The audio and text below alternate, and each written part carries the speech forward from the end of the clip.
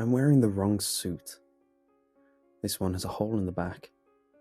I forgot my charger at home, but it's too late now. I shouldn't have packed so much. I won't have time to check my bag. I never should have booked such an early flight in the first place, and I really shouldn't have hit that pedestrian. It all happened so fast. Accelerating through a blind corner in the pre-dawn twilight, I congratulated myself on beating the light. I didn't even see him until I was a few feet away. I still don't know what happened until I heard the crack and lurched from the impact. It disappeared under the hood of my car and I slammed on the brakes. But it was too little and way too late. The car skidded to a stop about a dozen feet past where he went down. The flight didn't exist anymore. My job didn't exist. Only my breathing did. Great heaving gasps that I had to consciously force to keep myself from passing out. I could see his crumpled body in my rearview mirror, but I was too scared to even get out of the car. I must have sat there for at least a minute, just staring at the smeared trail of blood, the unnatural angle of his right knee, the shoulder that flopped uselessly out of its socket, and finally the twitch of movement as he began to crawl. I wish I could tell you I was too numb to know what I was doing, but I was thinking very clearly when I threw my car into reverse. It wasn't about missing the flight anymore. It wasn't just the insurance, or the medical bills, or the court cases that would come of this. My whole life was balanced on the edge of a knife, and a mistake like this was all it would take to ruin me. I wish I didn't catch his eyes in the rearview mirror when I hit him again. It wasn't surprise, or pleading, or even fear I saw there. Just raw accusation. He knew he wasn't going to walk away from this. He knew exactly what I was thinking, exactly how selfish and cowardly I was. In that moment, I think he knew me more truly than my parents or my closest friends. The rest of my entire life didn't matter, because the person who hit him a second time was who I really was. And the third time, and the fourth, and the fifth. Back and forth over the body. It was almost light now, but it was still very early enough for the street to be deserted. I pulled into an automated car wash at the end of the street. I ordered deluxe. That's where the numbness came. I didn't think a single thought as I sat in my car and watched the water jets and soap bubbles. Then I drove off, swearing to myself that nothing ever happened. I still made my flight, miraculously. I had to run through the whole airport. My heart was beating so fast when security looked at me, although of course it was absurd to think that they knew what happened. The whole regimented travel routine coaxed me back into the illusion of normalcy though, and by the time I reached my boarding gate, I'd half convinced myself that it never happened at all. I was just stressed and worrying about nothing. It was just a bad dream. But now, I've woken up, and it was time to go on with the rest of my life. I still felt like I was dreaming though. I didn't walk, I drifted. Finding my window seat, I stared at the runway and marveled how surreal it looked. Airplanes defy all natural instincts for what is possible. All our technology does. Mind switching seats? You can have the window, I heard from the aisle. I was lost in thought though, oblivious to the outside world. Thanks a bunch. I just wanted to sit with my friend. The shuffling of bodies, all moving in an ordered fashion. No one batted an eye at the absurdity of the whole show. Any kid can get behind the wheel of a 5,000-pound unstoppable killing machine. If someone saw that hurtling toward them a few hundred years ago, they would have thought it was a demon straight from hell. The sound of folding paper. "You keep up with the news?" the man next to me asked. I shrugged and kept staring out the window. Intrusive images of that unnaturally angled knee kept bursting into my mind, but I forced it out again. What if there was still blood on my car? I didn't have time to check that thoroughly. "These politicians," my neighbour continued.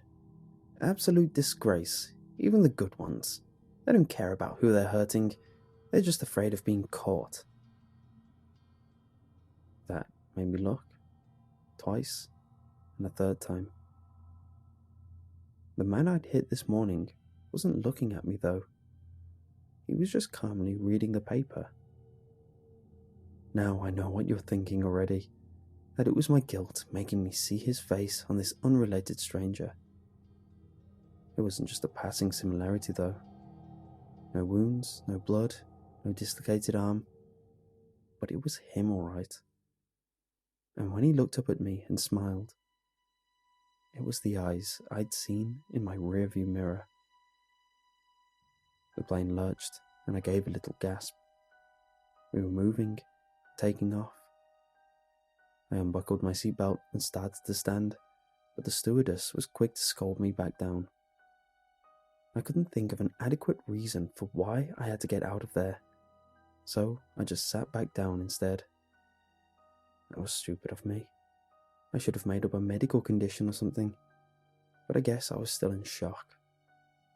It wasn't long before we were in the air, and it was too late anyway. "That's the worst thing about it for me," the person I killed this morning said. "Lack of conscience. If you're going to do someone in, at least show some respect.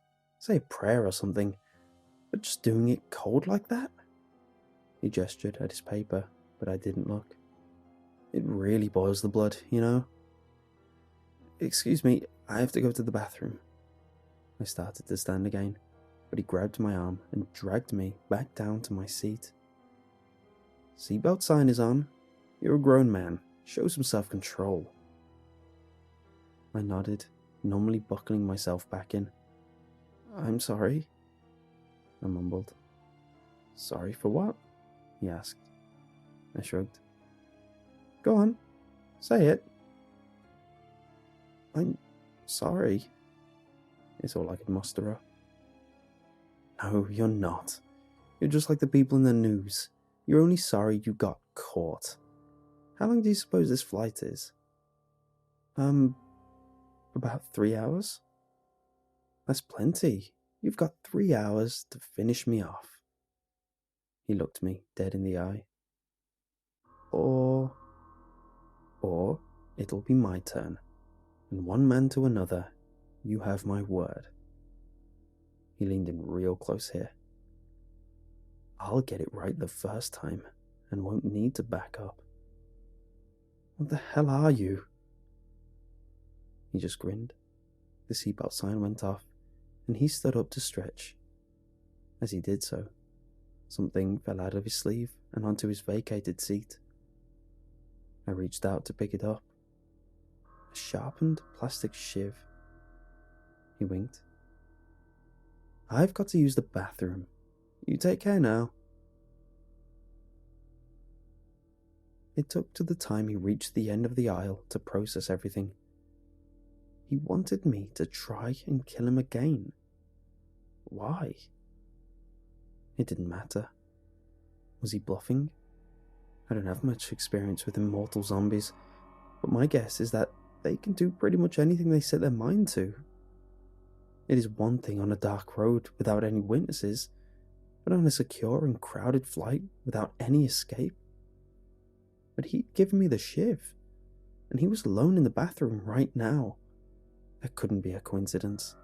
This was my one shot, and I was going to take it.